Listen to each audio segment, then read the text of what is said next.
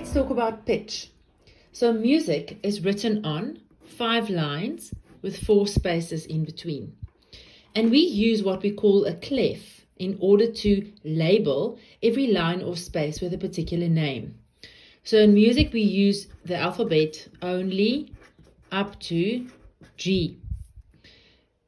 This clef is called the treble clef or the G clef. G because this line is actually the note G in this particular clef. And then this clef, which is called the bass or the F clef, because this note where I start this clef is actually the F note in this clef. Way back when, the clefs used to move around. So in the clef, when I start this G clef or treble clef on this line, this note is called middle C. Middle, because it's the C that's in the middle of the piano. It's also in the middle between the 2 staves. If I move this clef, this treble clef up to start there as opposed to here, it means middle C just goes higher. And if I move this treble clef down, it means the middle C just moves down with it. Same thing with the bass clef. If I move, so C goes here. If I move it up, middle C moves up as well. If I move it down, middle C just moves down as well. Those are fairly uncommon though. The common ones are the treble clef starting there, which puts middle C just below the staff, or the bass clef, which puts middle C just above the staff. We have 2 more clefs. These are called C clefs. Why? Because they point to C with the clef in the middle. In this clef, this C clef, which is called the alto clef, middle C is on the middle line. When the C clef moves up, middle C moves with it. It is more common to see this C clef moving around the staff depending on the range.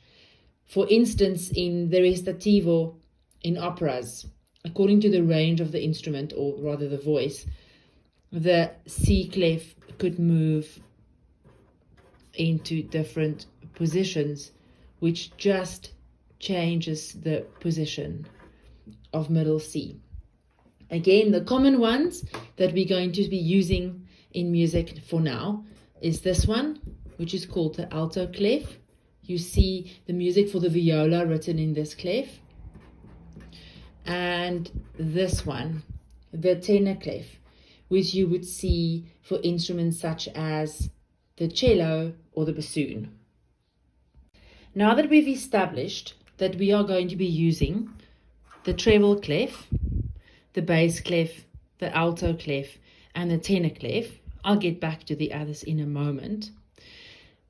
We know that every line or space will be allocated one of the alphabet names that will be the name of that note that's written on the line or the space.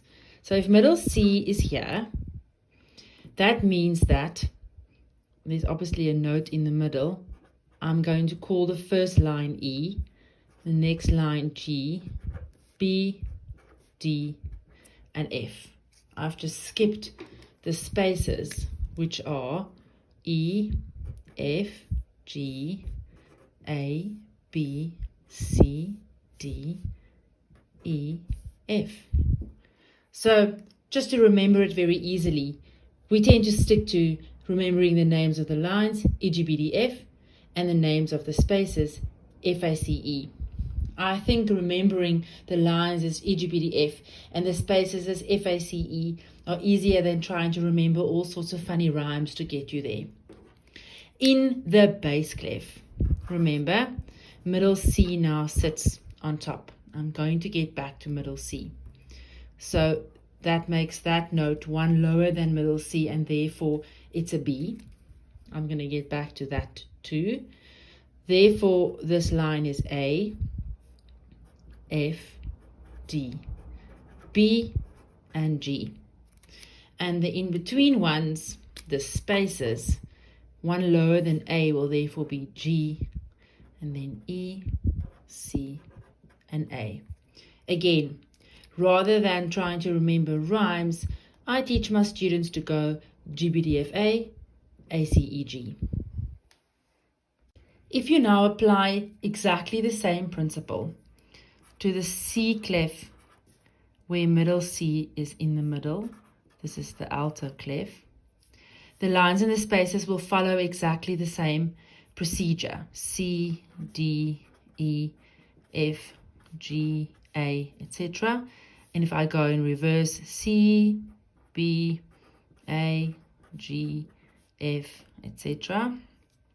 Tenor clef, middle C steps one up. So now I go C, D, E, and if I go down, C, B, A, G, F, E, D, etc.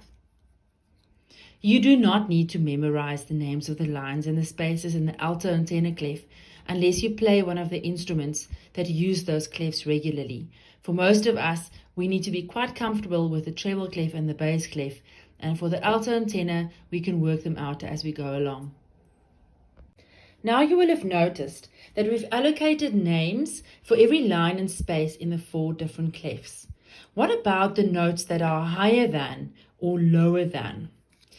To achieve those notes, we use what we call ledger lines, little helping lines.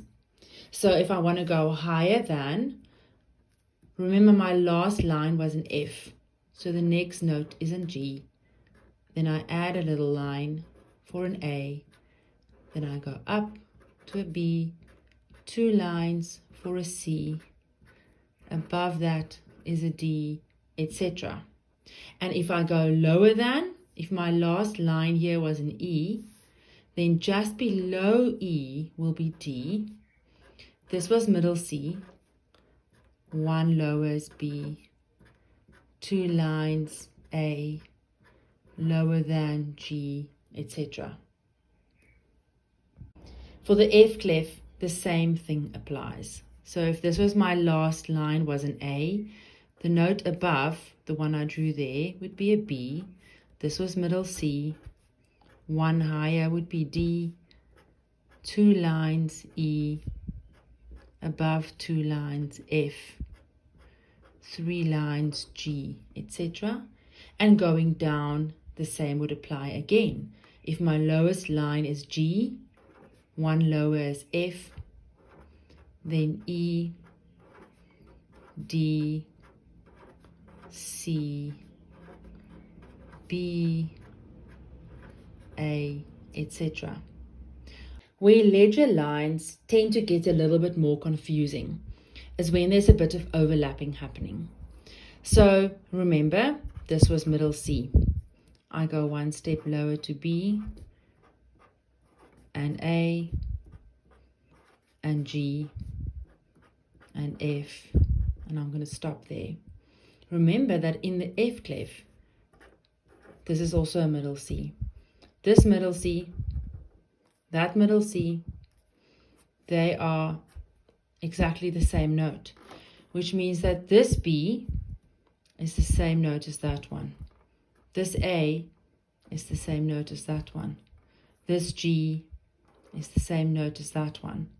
This F is the same note as that one. Which means that if I do the opposite thing, if I go up, same thing's going to happen. C, D, E, F, G. In the F clef, the bass clef, remember, these are both middle C. 1 higher than middle C is a D. This note is the same one as that one. This note is the same one as that one. This note is the same one as that one. So it's written on the ledger lines in the bass clef, but it's the same notes as those ones on the staff in the treble clef, and vice versa.